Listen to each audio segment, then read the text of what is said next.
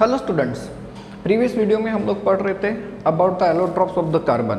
बराबर है। इस हम लोग बेसिकली ग्रुप नंबर 13 एंड 14 पढ़ रहे हैं एंड इसमें ग्रुप नंबर 13 के एलिमेंट्स की स्टडी हम लोगों ने करके रखी है, बोरॉन एंड एल्यूमिनियम की। ग्रुप नंबर 14 में भी हमें दो एलिमेंट्स की स्टडी करनी है गाइस, कार्बन एंड सिलिकॉन। आज की वीडियो में हम लोग स्टडी करने वाले हैं about the compounds of the carbon, compounds of carbon. And इसमें हम लोग सबसे पहले जो स्टडी करेंगे गाइस, वो स्टडी करेंगे about carbon monoxides. Carbon monoxide के ऊपर आपको अलग अलग एंट्रेंस एग्जाम में किसी न किसी रूप में क्वेश्चन मिलता है, सो काफ़ी इम्पोर्टेंट भी बन जाता है एंड काफ़ी इजी भी है गाइस। कार्बन मोनोऑक्साइड में सबसे पहले हम लोग समझते हैं इसका प्रिपरेशन। इसे हम लोग अलग अलग तरीके से प्रिपेयर कर सकते हैं गाइस। जो नेचुरल कार्बन के सोर्सेस हैं जैसे कोल, ग्रेफाइट, कोक, इन्हें अगर हम लोगों ने कम एयर में बर्न किया, means you can say limited supply of oxygen, तो लिमिटेड सप्लाई ऑफ ऑक्सीजन इसे हम लोग लिख देते हैं लिमिटेड। तो लिमिटेड सप्लाई ऑफ ऑक्सीजन में इसे बर्न करें तो आप लोगों को मिल जाती है कार्बन मोनोऑक्साइड की गैस। आपने कभी ये भी सुना होगा कि इनकम्प्लीट कंबशन अगर होता है गाड़ी के इंजन के अंदर किसी फ्यूल का, तब भी कार्बन मोनोऑक्साइड गैस बन सकती है। जी हाँ गाइस, लेबोरेटरी में अगर आप लोगों को कार्बन मोनोऑक्साइड को प्रिपेयर करना है तो इसे हम लोग प्रिपेयर करते हैं bye dehydration, bye dehydration of formic acid. Formic acid का डिहाइड्रेशन करके, डिहाइड्रेशन का मतलब होता है removal of water. Water remove किया जाता है फ्रॉम फॉर्मिक एसिड। कैसे होगा? फॉर्मिक एसिड का अगर हम लोग फार्मूला देखते हैं तो वो होता है HCOOH। एंड इसे जब आप लोग हीट करते हो guys with a dehydrating agent like concentrated sulphuric acid, ये कॉन्सनट्रेटेड सल्फ्यूरिक एसिड इसमें से पानी को रिमूव कर देता है। करिए रिमूव, तो सर OH एंड ये हाइड्रोजन निकल जाएगा, तो बचेगा क्या? CO एंड यहाँ से क्या मिल जाएगा? वाटर। गाइस, अगर आपको इसे इंडस्ट्रियली प्रिपेयर कराना है तो इंडस्ट्रियली हम लोग इसे कैसे प्रिपेयर कर सकते हैं? इंडस्ट्रियली कार्बन मोनोऑक्साइड को अगर प्रिपेयर करना है तो हम लोग इस्तेमाल करते हैं कोक का। This is Coke. कोक मतलब कार्बन का ही एक फॉर्म। एंड इसे जब हम लोग हीट करते हैं विथ स्टीम, स्टीम ये है स्टीम, मतलब समझ लीजिए स्टीम है तो ये बहुत ज़्यादा टेम्परेचर पे होगा। जी हाँ, नियर अबाउट 1273 केल्विन या फिर इससे भी ज़्यादा टेम्परेचर हो सकता है। खैर टेम्परेचर के बारे में तो नहीं पूछेगा कि कितना टेम्परेचर होगा। तो ऐसे केस में आप लोगों के सामने प्रोडक्ट बन के आता है mixture of carbon monoxide and hydrogen gas. Guys, ये जो मिक्सचर होता है इस मिक्सचर को कहा जाता है वाटर गैस। इसे हम लोग कहते हैं water gas and it is also called as synthetic gas. इसे हम लोग सिंथेटिक गैस कहते हैं। क्या कहते हैं इसे? सिंथेटिक गैस कहते हैं। गाइस, इफ अगर हमने स्टीम की जगह पे एयर लिया तो एयर का मतलब क्या होता है? तो सर एयर का मतलब होता है carbon plus sorry oxygen plus nitrogen का मिक्सचर। जी हाँ, ड्यूरिंग दैट केस, इस केस में क्या हो जाता है कि आप लोगों को मिलता है कार्बन मोनोऑक्साइड एंड यहाँ से रिलीज हो जाती है नाइट्रोजन की गैस। गाइस, ये जो रिएक्शन है, इस रिएक्शन में ये प्रोडक्ट जो बना, ये मिक्सचर है, that mixture of carbon monoxide and nitrogen, it is called as producer gas. इसे आप लोग कहते हो प्रोड्यूसर गैस। एंड ये दोनों की दोनों जो गैसेस होती है गाइस, ये इंडस्ट्री में काफ़ी इंपॉर्टेंट होता है। कई सारे मेटलर्जिकल प्रोसेस में इनका इस्तेमाल किया जाता है। गाइस, कार्बन मोनोऑक्साइड की प्रॉपर्टीज़ के बारे में अगर हम लोग देखें तो कार्बन मोनोऑक्साइड रूम टेम्परेचर पे तो गैस है। जी हाँ, ये गैस जो होती है ये कलरलेस होती है, ऑर्डरलेस होती है, insoluble in water, insoluble in water and deadly toxic, and deadly toxic. कैसे टॉक्सिक होती है आगे हम लोग समझेंगे इसका toxic effect. Guys, carbon monoxide की अगर हम लोग बात करते हैं तो कार्बन मोनोऑक्साइड जो होता है ये बहुत ही अच्छा गुड रिड्यूसिंग एजेंट होता है। एंड रिड्यूसिंग एजेंट होने के कारण हम लोग कई सारे मेटल को प्रिपेयर करने के लिए, मेटल को उनके मेटल ऑक्साइड्स में से निकाला जाता है, उन्हें रिड्यूस करने के लिए हम लोग कार्बन मोनोऑक्साइड का इस्तेमाल करते हैं, except the oxides of group 1 and group 2 element. जैसे एग्जाम्पल अगर देखें तो हीमेटाइट, ये लीजिए Fe2O3, ये हीमेटाइट होता है। इसमें से अगर आपको आयरन निकालना है तो इसे हम लोग रिड्यूस करते हुए कार्बन मोनोऑक्साइड, आपको यहाँ मिल जाता है आयरन एंड यहाँ से रिलीज हो जाती है कार्बन डाइऑक्साइड की गैस। सिमिलरली जिंक ऑक्साइड, इससे हम लोग कार्बन मोनोऑक्साइड के साथ भी रिड्यूस करके दिखा सकते हैं। देखिए ऐसे कई सारे मेटलर्जिकल प्रोसेस में कार्बन मोनोऑक्साइड का इस्तेमाल किया जाता है as a reducing agent. Guys अगर हम लोग इसके स्ट्रक्चर के बारे में सोचते हैं तो इसका जो स्ट्रक्चर होता है ये हम लोग ऐसे रिप्रेजेंट करते हैं, जिसमें कार्बन का हाइब्रिडाइजेशन स्टेट अगर देखें तो sp, यहाँ पर ये 2 ही सिग्मा बॉन्ड दिखना चाहिए था लेकिन नहीं दिखा। खैर कार्बन मोनोऑक्साइड में आपको कभी हाइब्रिडाइजेशन निकाल के दो ऐसा अगर पूछता है तो sp हाइब्रिडाइजेशन ही होता है। एंड गाइस यहाँ पर ये जो कार्बन मोनोऑक्साइड है, कार्बन मोनोऑक्साइड बेसिकली इस टाइप का होता है। जब हम लोगों ने केमिकल बॉन्डिंग पढ़ा होगा, ऑक्टेट रूल के बारे में पढ़ा होगा, तो वहाँ पर पढ़ा होगा कि बॉन्डिंग कैसे कंप्लीट की जाती है। नाउ अब इस स्ट्रक्चर में देखिए कार्बन के ऊपर क्या है, एक लोन पेयर, मतलब इसके पास इलेक्ट्रॉन है एंड इलेक्ट्रॉन होने के कारण ये किसी सुटेबल इलेक्ट्रॉन ज़रूरतमंद को अपने इलेक्ट्रॉन दे सकता है। एंड इलेक्ट्रॉन दे सकता है तो ये बिहेव कर सकता है एज अ लिगैंड। इसे हम लोग लिगैंड्स कहते हैं जो इलेक्ट्रॉन के डोनर्स होते हैं। जब कोऑर्डिनेशन केमिस्ट्री हम लोग पढ़ेंगे तो इसमें ये ज़रूर आएगा। जिसका एग्जांपल देखिए, अगर आप लोग निकेल का रिएक्शन कार्बन मोनोऑक्साइड के साथ करते हो तो हमें एक ऐसा कंपाउंड मिलता है जिसे निकेल टेट्राकार्बोनिल कहा जाता है। इसे ऐसे रिप्रेजेंट कर सकते हो या फिर इसे इस तरीके से आप लोग रिप्रेजेंट करके दिखा सकते हो। सिमिलरली अगर आयरन के साथ कंबाइन होता है तो ये ऐसा कंपाउंड बना देता है गाइस, जिसे अब आप लोग क्या कहोगे, आयरन पेंटाकार्बोनिल।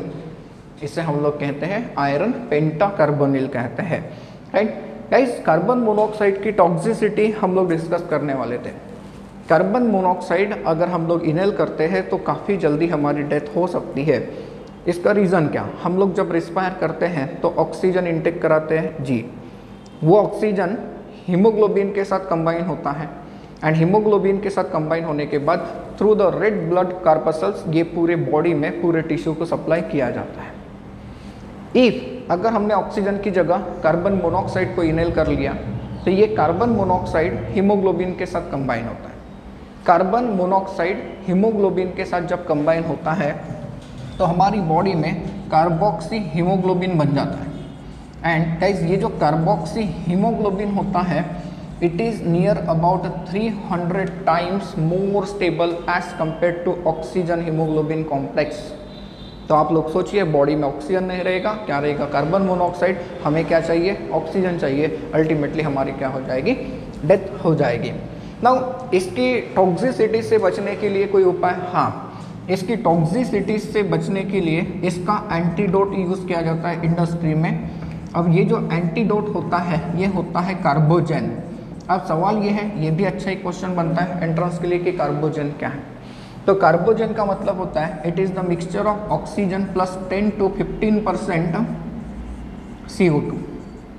ये हमारी बॉडी में कार्बन मोनोऑक्साइड को डाइल्यूट करता है एंड उससे उसकी टॉक्सिसिटी से हमें बचाता है। तो guys this is all about the study of the carbon monoxide. Guys carbon के दूसरे कंपाउंड की तरफ चलते हैं, that is called as carbon dioxide.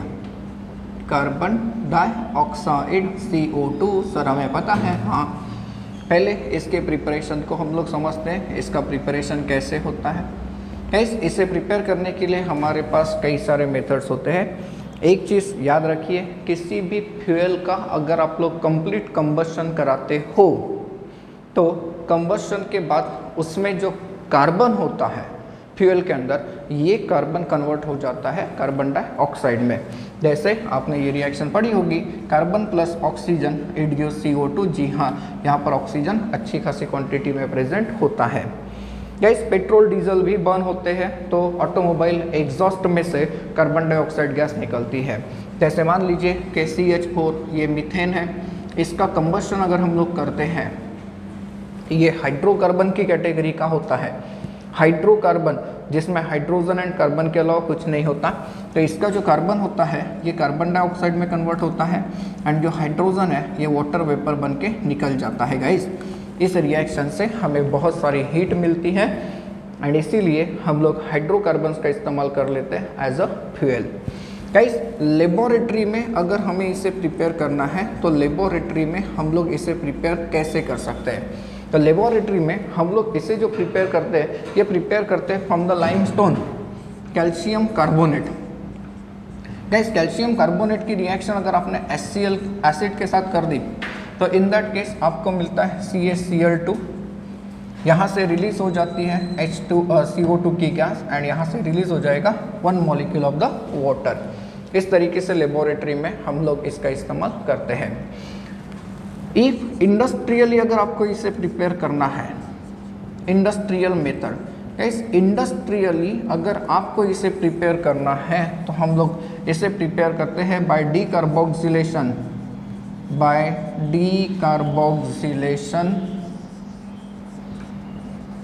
Of limestone. Sir decarboxylation मतलब क्या? डीकार्बोक्सिलेशन का मतलब होता है रिमूवल ऑफ कार्बन डाइऑक्साइड। देखिए लाइमस्टोन का फॉर्मूला होता है CaCO3। इसे जब आप लोग हीट करते हो in the absence of the air, जिसे कैल्सिनेशन भी कहा जाता है। कैल्सिनेशन मतलब heating in absence of air. तो इन दैट केस यहाँ से रिलीज होता है कैल्शियम ऑक्साइड एंड ये हो जाता है CO2 रिलीज। इस तरीके से हम लोग इसे प्रिपेयर करते हैं। नाउ CO2 की अगर हम लोग प्रॉपर्टीज़ की बात करें तो जो CO2 की गैस होती है ये कलरलेस होती है, ऑर्डरलेस भी होती है and very less soluble in water and इसकी जो पानी में सोलुबिलिटी कम है, इसी के कारण इसका बायोलॉजिकल सिस्टम में काफ़ी ज़्यादा इंपॉर्टेंस होता है। काफ़ी इंपॉर्टेंट क्वेश्चन नीट या जेईई में पूछा जा सकता है। गाइस कार्बन डाइऑक्साइड की गैस जब पानी में डिज़ोल्व होती है तो बनता है H2CO3 जिसका नाम होता है कार्बोनिक एसिड। गाइस ये जो कार्बोनिक एसिड है ये डाइबेसिक या फिर डाइप्रोटिक एसिड है।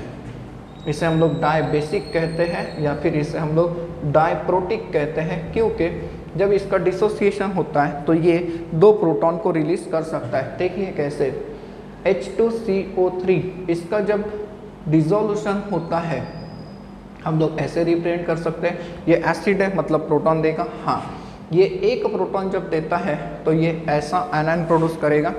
इस एनायन को याद रखेंगे, कई बार आता है ये ऑर्गेनिक केमिस्ट्री में, it is called as bicarbonate. जब भी कभी HCO3 किसी एलिमेंट के साथ जुड़ा दिखा तो हम लोग उस एलिमेंट का बाइकार्बोनेट कहेंगे उसे, एंड यहाँ से रिलीज हो जाएगा H3O+। गाइस ये जो बाइकार्बोनेट आयन बना, ये बाइकार्बोनेट आयन फिर से डिसोसिएट हो सकता है एंड अब मिलेगा CO3 ये जो CO3 होता है इसे अब आप लोग कहते हो कार्बोनेट आयन, इसे हम लोग कहेंगे कार्बोनेट एंड यहाँ से फिर से रिलीज हो जाएगा H3O+। तो सर ये बायोलॉजिकल सिस्टम में कैसे इंपॉर्टेंट है? तो बहुत ज़्यादा इंपॉर्टेंट है गाइस। ये वीक एसिड है एंड ये उसका सॉल्ट हो गया विथ अ स्ट्रॉन्ग बेस। मान लीजिए कि यहाँ पर H2CO3 एंड मैंने लिया NaHCO3, तो ये वीक एसिड एंड ये वीक एसिड का salt with a strong base like NaOH, इसे हम लोग कहते हैं बफर सॉल्यूशन। ये जो है इसे हम लोग बफर सॉल्यूशन कहते हैं। बफर सॉल्यूशन मतलब ऐसा सॉल्यूशन जिसका pH चेंज नहीं होता एंड बायोलॉजिकल सिस्टम में मतलब हमारे लिविंग सिस्टम में ये जो बफर होता है कार्बोनिक एसिड का, it is used to maintain the pH of the blood. pH of the blood maintain करने के लिए यही काम में आता है। और pH की बात करते तो ये 7.26 से लेके 7.42 तक हो सकता है गाइस ब्लड का pH। गाइस कार्बन डाइऑक्साइड की अगर हम लोग बात करते हैं तो जो कार्बन डाइऑक्साइड है इज़ एसिडिक, ये एसिडिक होता है, ये एसिडिक ऑक्साइड है। क्यों? क्योंकि ये नॉन मेटल का ऑक्साइड होता है। गाइस इसके स्ट्रक्चर को देखें, अगर स्ट्रक्चर छोड़िए पहले इसके अपीयरेंस के बारे में सोचते हैं। इन द नेचुरल मतलब एयर में अगर हम लोग देखें तो near about 0.03% carbon dioxide present होता है। एंड ये जो कार्बन डाइऑक्साइड प्रेजेंट होता है इससे हम लोग रिमूव करते हैं by natural process which is called as photosynthesis. क्या रिएक्शन होती है? तो 6CO2 + 12H2O in presence of diffuse sunlight and chlorophyll, पढ़ा होगा बायोलॉजी में, आपको मिलता है product C6H12O6 glucose 6O2 + 6H2O मिलता है। ये फोटोसिंथेसिस की रिएक्शन है। फोटोसिंथेसिस की रिएक्शन से प्लांट उनके लिए एंड हमारे लिए खाना पका सकते हैं, हम लोग फोटोसिंथेसिस नहीं कराते। गाइस CO2 के स्ट्रक्चर के बारे में अगर देखा जाए तो CO2 का जो स्ट्रक्चर होता है ये होता है ऐसा, जिसे हम लोग कहते हैं लीनियर, से हम लोग क्या कहते हैं? लीनियर। एंड लीनियर स्ट्रक्चर तो है ही है, ये लीनियर स्ट्रक्चर कुछ इस टाइप से हम लोग रिप्रेजेंट कर सकते हैं। गाइस ये जो कंपाउंड है CO2, इसमें कार्बन के 2 सिग्मा बॉन्ड है, इसलिए कार्बन का हाइब्रिडाइजेशन स्टेट हो जाता है sp, राइट। एंड ये रेजोनेंस के रूप में अपीयर होता है, इसे हम लोग रेजोनेटिंग फॉर्म में अपीयर करा के दिखा सकते हैं। ये ऐसे देखिए, इसके 3 बॉन्ड बने तो ये क्या हो जाएगा? Positively charge. इसका एक बॉन्ड बना तो इसके ऊपर कौन सा चार्ज आ जाएगा? Negative charge. ये बॉन्ड इस साइड में भी तो बन सकता था, जी हाँ, इस साइड में जब बनेगा तो आप लोग इसे ऐसे रिप्रेजेंट करोगे, इस टाइप से होता है। Guys CO2 generally non polluting gas है, लेकिन इससे हम लोग यूज़ करते हैं as a indicator of pollution. जब CO2 गैस बढ़ती है नेचर में तो हम लोगों को बढ़े हुए टेम्परेचर को फेस करना होता है, ग्लोबल वार्मिंग जिसे हम लोग कहते हैं। तो CO2 की अगर बात करते हैं तो CO2 ये ग्रीन हाउस गैस है। ग्रीन हाउस गैस क्या है ये आप लोगों को पता होगा, बराबर है। ग्रीन हाउस गैसेज जैसे CO2, मीथेन, वाटर के वेपर्स भी होते हैं, N2 नाइट्रस ऑक्साइड होता है, एंड फ्लोरीन के कुछ कंपाउंड्स भी होते हैं। गाइस कार्बन डाइऑक्साइड के बारे में और 1-2 पॉइंट्स है जो मैं आप लोगों को यहाँ पे बताना चाहूँगा। कार्बन डाइऑक्साइड की अगर हम लोग बात करते हैं तो कार्बन डाइऑक्साइड सॉलिडिफाई भी किया जा सकता है गाइस, एंड सॉलिड CO2 जो होता है इसे हम लोग कहते हैं ड्राई आइस। देखिए सुनने में अजीब लग रहा है ना, जी हाँ। कार्बन डाइऑक्साइड गैस जो होती है, जो लिक्विड होता है, उस लिक्विड को हम लोग सडनली जब एक्सपांड करते हैं बाय रिड्यूसिंग द प्रेशर तो वो पाउडर के रूप में आ जाता है, सॉलिड हो जाता है, उसे हम लोग सॉलिड CO2 कहते हैं। And that solid CO2 is called as dry ice. And dry ice का इस्तेमाल हम लोग कर सकते हैं for the refrigeration of the ice cream. इसके अलावा कई सारे फ्रोजन फ्रूट्स, एसीज, इनमें भी हम लोग इनका इस्तेमाल कर सकते हैं गाइस। कार्बन डाइऑक्साइड जो है ये अमोनिया के साथ कंबाइन होता है, एंड कार्बन डाइऑक्साइड जब अमोनिया के साथ कंबाइन होता है तो बहुत ही वैल्यूएबल प्रोडक्ट मिलता है जिसे हम लोग यूरिया कहते हैं। यूरिया कैसे मिलेगा? अमोनिया की रिएक्शन जब कार्बन डाइऑक्साइड के साथ की जाती है एट अ टेम्परेचर ऑफ 453 से लेके 473 kelvin under a pressure of 200 atmosphere, बहुत ज़्यादा प्रेशर, हमारे सर के ऊपर प्रेशर कितना? 1 एटमॉस्फेयर का। तो इन दैट केस आपको एक ऐसा कंपाउंड मिलता है गाइस NH2CO, NH2, जिसे हम लोग कहते हैं यूरिया। एंड यूरिया एक मोस्ट इम्पॉर्टेंट फर्टिलाइजर के रूप में इस्तेमाल किया जाता है, यहाँ से रिलीज हो जाएगा इतना वाटर मॉलिक्यूल, राइट। सो यहाँ पर ये कुछ एप्लीकेशन है गाइस CO2 के, ये भी काफ़ी इम्पोर्टेंट माने जाते हैं गाइस। नेक्स्ट टॉपिक की तरफ हम लोग चलते हैं, कार्बाइड्स की तरफ। इसके ऊपर भी मैंने एंट्रेंस एग्जाम में क्वेश्चन देखे हैं। कार्बाइड्स का मतलब क्या होता है गाइस? कार्बाइड्स की अगर हम लोग बात करें तो carbides are the binary compounds of element plus carbon, या फिर एलिमेंट ऑक्साइड प्लस हाइड्रोकार्बन, इनके कॉम्बिनेशन से जो कंपाउंड बन के आता है इसे हम लोग कहते हैं कार्बाइड्स। फॉर एग्जांपल देखिए, कैल्शियम प्लस कार्बन जब ये आपस में कंबाइन होता है तो आपको कंपाउंड जो मिलता है ये मिलता है CaC2, जिसे हम लोग कैल्शियम कार्बाइड कहते हैं। जिसे आप लोग कार्बेट के नाम से भी जानते हो। और अगर आपने कैल्शियम ऑक्साइड लिया एंड इसकी रिएक्शन करा दी कार्बन के साथ, तो इन दैट केस आप लोगों को मिलेगा CaC2 एंड यहाँ से रिलीज हो जाएगा कार्बन मोनोऑक्साइड गैस, राइट। ये है कार्बाइड्स। नाउ कार्बाइड्स में इंपॉर्टेंट पॉइंट क्या है? कार्बाइड्स में इंपॉर्टेंट पॉइंट है सिर्फ और सिर्फ उसका क्लासिफिकेशन। गाइस कार्बाइड्स को हम लोग 3 टाइप में क्लासीफाई कर सकते हैं, 3 टाइप में क्लासीफाई कर सकते हैं, जिसमें पहली जो कैटेगरी होती है इसे हम लोग कहते हैं सॉल्ट लाइक और आयोनिक कार्बाइड्स। सॉल्ट लाइक और आयोनिक कार्बाइड्स मतलब ये कैसे होंगे? आयोनिक होंगे। एंड इन्हें भी हम लोग आगे क्लासीफाई करते हैं 3 अलग अलग टाइप में, जिसमें से पहला जो टाइप होता है इसे हम लोग कहते हैं एसेटिलाइड्स। गाइस एसेटिलाइड्स को कैसे आइडेंटिफाई करते हैं? इसके अंदर जो एनायन होता है वो है CO2 निगेटिव। एसेटिलाइड्स का मतलब क्या होता है? एसेटिलाइड्स का मतलब होता है ऐसे कार्बाइड्स विच प्रोड्यूसेस एसेटिलीन, नाम में ही मीनिंग छुपा हुआ है।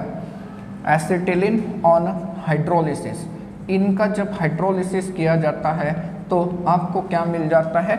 एसेटिलीन मिल जाता है। For example carbides of alkali and alkaline ऑर्थमेटल्स,